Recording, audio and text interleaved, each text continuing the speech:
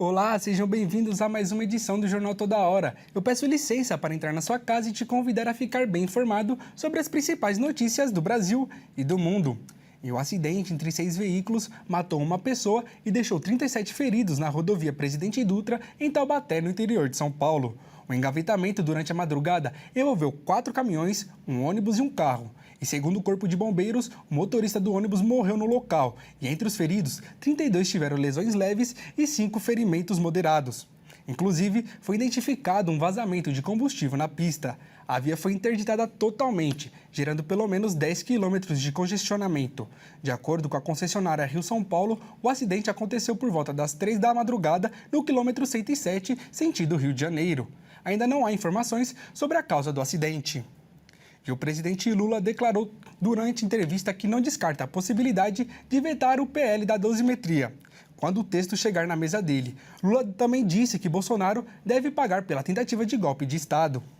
Durante uma entrevista à TV Alterosa de Minas Gerais, o presidente Lula se pronunciou pela primeira vez sobre o PL da dosimetria. Lula foi questionado sobre o projeto de lei aprovado pela Câmara dos Deputados, que aguarda análise do Senado, e disse que não gosta de dar palpite em assuntos do Congresso, mas que irá avaliar a possibilidade do veto caso o texto seja aprovado pelo Congresso Nacional. Lula também disse que Bolsonaro deve pagar pela tentativa de golpe de Estado e a destruição da democracia. Eu não gosto de dar palpite numa coisa que não diz respeito ao Poder Executivo. É uma coisa pertinente, sabe, ao Poder Legislativo. Eles estão discutindo, tem gente que concorda, gente que não concorda. Ele foi condenado a 27 anos e 3 meses de cadeia, sabe, porque ele tentou fazer uma coisa muito grave, ele não fez brincadeira. Ele tinha um plano arquitetado para matar a mim, matar o Alckmin, matar o Alexandre de Moraes. Ele tinha um plano para explodir um caminhão, sabe, no aeroporto de Brasília. E ele tinha um plano de sequestrar o poder, já que ele perdeu as eleições. Então, veja, o Congresso Nacional, tá, a discussão agora vai para o Senado, sabe? Vamos ver o que vai acontecer. Quando chegar na minha mesa, eu tomarei a decisão. Ok. Sabe, tomarei eu e Deus, sentado na minha mesa, eu tomarei a decisão, sabe? Eu farei aquilo que eu entender que deva ser feito, porque ele tem que pagar pela tentativa de golpe, pela tentativa de destruir a democracia que ele fez nesse país. Ele sabe disso. Não adianta ficar choramingando agora. De acordo com um texto do relator do projeto, o senador Paulinho da Força do Solidariedade de São Paulo, o PL da dosimetria prevê o fim da soma das penas dos condenados pela trama golpista e a redução da punição. Com isso, o ex-presidente Bolsonaro teria a pena reduzida a 2 anos e 4 meses em regime fechado.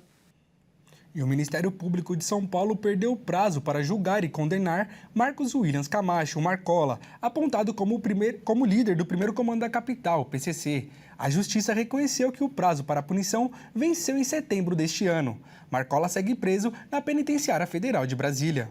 A maior investigação já produzida pelo Ministério Público de São Paulo contra o primeiro comando da capital. Um dossiê que reuniu ao longo de 3 anos e meio milhares de interceptações telefônicas, documentos, relatórios, apreensões de armas e drogas e depoimentos que levaram à denúncia de quase 180 integrantes da facção, que foi encerrada sem qualquer punição. A segunda vara de Presidente Prudente reconheceu no começo do mês de dezembro deste ano a prescrição e a extinção de punir todos os réus, incluindo Marcos Williams Herbaz Camacho, o Marcola, apontado há mais de 2 décadas como líder máximo do PCC. A denúncia original foi apresentada em 2013 e trazia um raio-x inédito da estrutura da facção. Os promotores conseguiram identificar a cadeia de comando, mapear o fluxo de drogas e armas, apontar fornecedores internacionais, registrar planos de homicídios, resgates e atentados, revelar o faturamento milionário do grupo, solicitar a internação de 32 líderes no regime disciplinar diferenciado do RDD e pedir a prisão preventiva de 112 acusados. Decisões liminares e sucessivos recursos, com fragmentações da ação penal e discussões fizeram o caso se arrastar por mais de uma década. Dessa forma, quando a Justiça analisou o mérito, em 2025 os prazos legais para a punição já haviam expirado. A decisão põe fim definitivo a um processo que, na época de sua apresentação, foi descrito por promotores do GAECO como o maior mapeamento da história do crime organizado no Brasil. No despacho, a juíza responsável reconheceu que todos os crimes imputados estavam prescritos, considerando o tempo decorrido desde os fatos, as penas máximas previstas e o avanço do processo sem sentença. Com isso, determinou a absolvição completa dos investigados. A decisão também menciona a impossibilidade de continuar a persecução penal, mesmo diante do caráter grave dos fatos, já que o Estado perdeu o prazo para punir. E os estrangeiros interessados em morar nos Estados Unidos ganharam uma nova chance, mas é preciso ter dinheiro para conseguir o Trump Gold Card. A inscrição custa o equivalente a R$80 mil e se o candidato for aprovado, terá que pagar pela atual cotação do dólar quase 5,5 milhões de reais. Ao anunciar o programa, o governo americano avisou que o visto deve ser emitido em ritmo acelerado e que o pagamento deve ser classificado como doação.